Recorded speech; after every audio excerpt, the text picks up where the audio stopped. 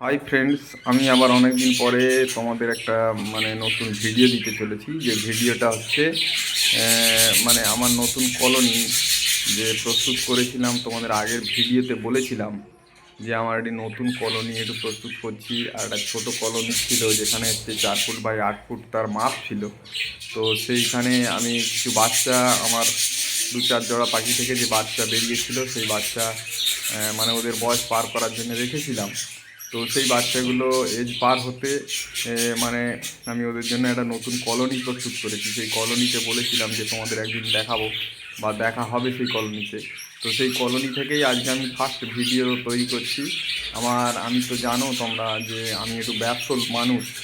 তো আমার মোটামুটি ভিডিওটা দিতে অনেকটা লেট হয়ে যায়। তো তবুও অনেক দিন পরে এনেছি। ও এই নতুন কলোনিতে আনার পরে আমার একবার ব্রিডিং কমপ্লিট হয়ে গেছে। আমি বাচ্চা মোটামুটি বিক্রি করে দিয়েছি। আবার সেকেন্ড এটা ব্রিডিং চলছে। প্রত্যেকটা ভাঁড়েই বাচ্চা আছে, প্রোগ্রেস খুব ভালো। তো আমি দেখাবো তোমাদের। তো আমার এই নতুন কলোনিটা দেখো কীভাবে আমি প্রস্তুত করেছি। আমার যদিও খুব বেশি পাখি এতে নেই। আবার এদের থেকে আবার যে বাচ্চা ফার্স্ট লটের বেরিয়েছে, কিছু বাচ্চা আমি রেখেছি যে বাচ্চাগুলো বড় হলে আবার সামনের ইয়ারে হয়তো তারা আবার এই কলোনিতেই চলে আসলে বা পাখির সংখ্যাটা অনেকটা বেড়ে যাবে। তো আমার এই কলোনি মোটামুটি এরা ভালো খুব ব্রিড করছে এই কলোনিতে। এই কলোনিটা এদের খুব পছন্দ হয়েছে। আমার এখানে পাখির সংখ্যা তোমরা জানো নিশ্চয়ই, আগের ভিডিও দেখে থাকলে বুঝতে পারবে।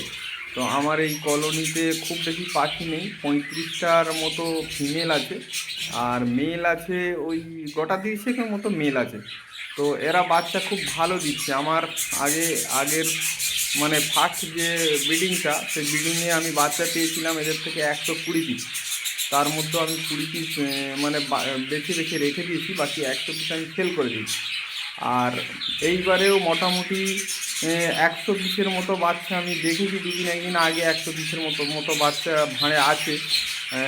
এবং 4-5 জোড়া পাখি একটু লেট করে ফেললো ডিম দিতে, তাদের এখনও বাচ্চা ফোটেনি। তো আগের বারের মতোই আশা করি, কি আগের বারের থেকে একটু হয়তো বেশি বাচ্চা এবারে পাবো আশা করছি।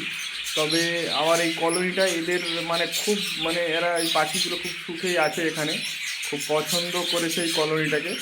এবং এদের পাখিগুলো দেখতেই পাচ্ছ যে আমার পাখিদের মোটামুটি চেহারা বা এরা কীরকম আনন্দের সঙ্গে আছে, একে অপরের সঙ্গে মিলেমিশে আছে। কোনো কলোনির মধ্যে ঝামেলা নেই, কলহ নেই অতটা। হ্যাঁ, আমি এদেরকে খুব সুন্দরভাবেও খাবার দাবারগুলো দিই। প্রত্যেকটাই একটা একটা পরপর বুঝতে পারবে আমার ভিডিও যদি দেখে থাকো আমি এদেরকে কী খেতে দিই বা এদের ব্রিডিং এদের যে ব্রিডিং কোর্স, এদেরকে কী ওষুধ দিয়ে করায় পরপর বুঝতে পারবে। দেখো আমার এই কলোনিটা, এই ঘরের মাপটা আছে মোটামুটি, এই ঘরের মাপটা আছে 11x11। হ্যাঁ, তো এই কলোনির মধ্যে ওই 30-35 জোড়া পাখি আছে। তো কতটা কি এতে পাখি রাখা যায় দেখা যাক। সামনের ব্রিডিং সিজনে আসলে কিছু পাখি তো রাখছি, দেখা যাবে এদেরকে দিয়ে আমি এখান থেকে কি করতে পারি, ফল পেতে পারি। হ্যাঁ, বা আগামী দিনে ইচ্ছা অনেক আছে। তো আমার এই ব্রিডিংয়ের যে এই কলোনিটা কেমন হয়েছে বন্ধুরা একটু কমেন্ট করে জানাও। আর তোমরা তো জানোই আমি খুব বেশি দিন পাখির সেটআপে আসিনি, আমি খুব অল্প দিনেরই বিডার। তো এদের নিয়েই প্রথম পথ চলা। হ্যাঁ, তো তোমরাও একটু কমেন্ট লাইক করে আমার পাশে থাকো, একটু আমার সঙ্গে থেকে আমাকে উৎসাহিত করো আগামী দিনে, যাতে আমি আগের দিকে এই পাখি নিয়ে একটু বাড়তে পারি। তো আজ এই পর্যন্তই। তো পরের দিনে আমি দেখাবো যে আমার ব্রিডিংটা এরা কত কি বাচ্চা দিয়েছে বা ভাঁড়ে কত করে বাচ্চা আছে, তোমাদেরকে নিশ্চয়ই দেখাবো। আজকে এই পর্যন্তই। থ্যাংক ইউ বন্ধুরা।